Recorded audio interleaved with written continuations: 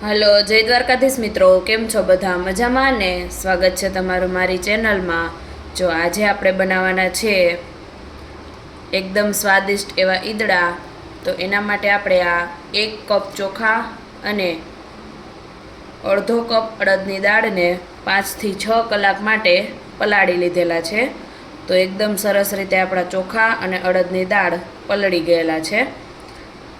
હવે આપણે તેમાંથી ઈદડા બનાવવાનું શરૂ કરીએ. તો રેસીપીમાં બન્યા રહેજો અને વિડીયોને છેલ્લે સુધી જોજો. હવે આપણે દાળ અને ચોખાનું બધું પાણી દૂર કરી દીધું છે. તો તેને આપણે એક મિક્સર જારમાં લઈ લેશું.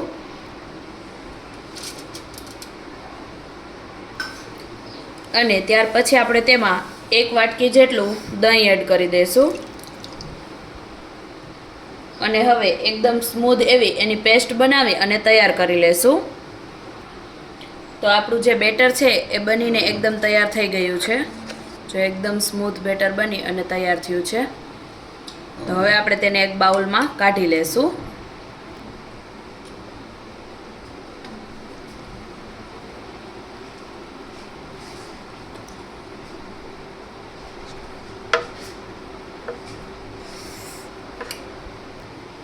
અને હવે મિક્સર જારમાં જે આપણું બેટર રહી ગયું હતું તેમાં થોડું પાણી એડ કરી અને આપણે એ પાણીને આમાં એડ કરી દઈશું.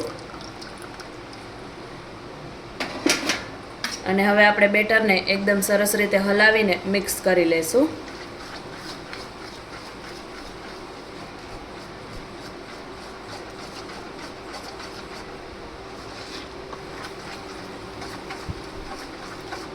હવે આ બેટરને આપણે 10 થી 15 મિનિટ માટે ઢાંકીને રાખી દઈશું. 10 થી 15 મિનિટ સુધી આપણે તેને ઢાંકીને રાખી દઈશું. હવે 15 મિનિટ જેવું થઈ ગયું છે અને આપણું બેટર એકદમ સરસ રીતે બની અને તૈયાર થઈ ગયું છે. જો જરૂર લાગે અને આવી કન્સિસ્ટન્સીમાં બેટર ના હોય તો તમે પાણી એડ કરી શકો છો થોડુંક. હવે આપણે તેમાં સ્વાદ પ્રમાણે મીઠું એડ કરી દઈશું. અને ત્યાર પછી આદુ મરચાં અને લસણની પેસ્ટ બનાવી અને તૈયાર કરી છે તેને એડ કરી દઈશું.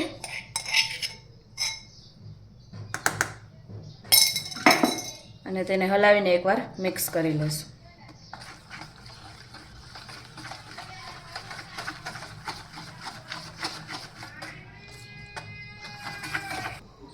અને હવે ત્યાર પછી આપણે ઈદડાને વધુ સ્વાદિષ્ટ બનાવવા માટે 2 ચમચી જેટલું તેલ ગરમ કરી લીધું છે. તો તેમાં આપણે 1 ચમચી જેટલી રાઈ એડ કરી દઈશું.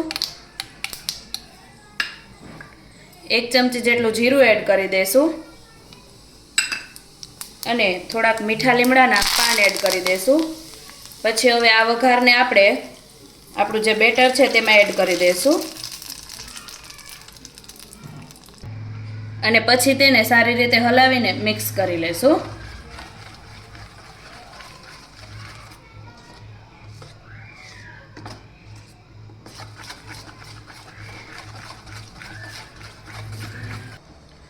અને હવે આપણે જેટલું બેટર પ્લેટમાં લેવાનું હોય એટલા બેટરમાં આપણે અડધી ચમચી જેટલો ઈનો એડ કરી દઈશું.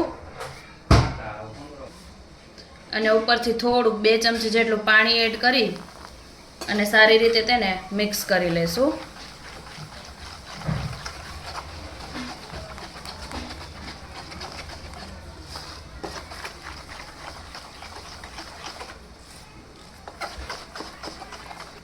અને ત્યાર પછી આપણે તેને તેલથી ગ્રીસ કરેલી પ્લેટમાં લઈ લેશું.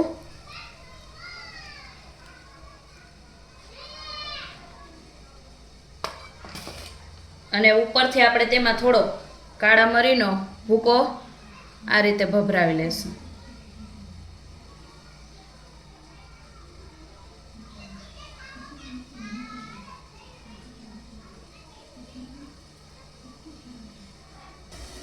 અને પછી તેને આ રીતે ઢોકળિયામાં મૂકી અને 15 મિનિટ માટે મીડિયમ ગેસની ફ્લેમ ઉપર આપણે તેને બાફી લેશું. હવે 10 થી 15 મિનિટ જેવું થઈ ગયું છે, તો આપણે ખોલીને જોઈ લઈએ.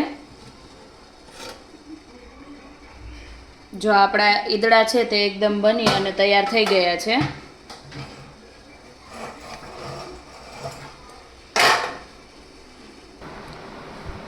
તો તૈયાર છે આપણા ઈદડા.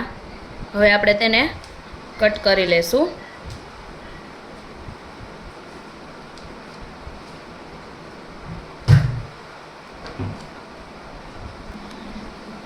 અને હવે જોઈ લેશું.